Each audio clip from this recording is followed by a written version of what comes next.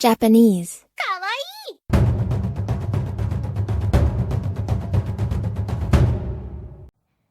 木村さんの彼はどんな人ですか？お金持ちです。山田さんの家族はタバコを吸いますか？いいえ、誰も吸いません。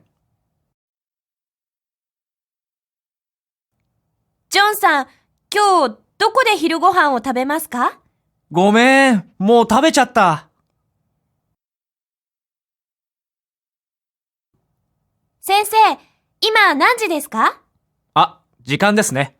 じゃあ、少し休みましょう。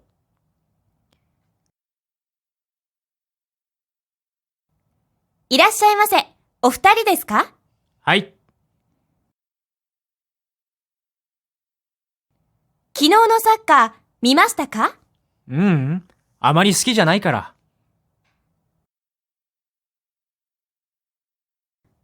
うわー、その靴、かわいいね。本当？ありがとう。あれ？山田さん、どこ行くの？ちょっとそこまで。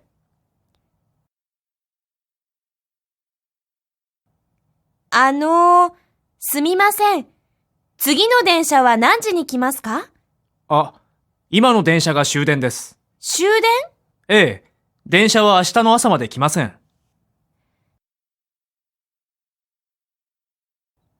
田中さんの誕生日はいつですか10月15日です。私は17日です。近いですね。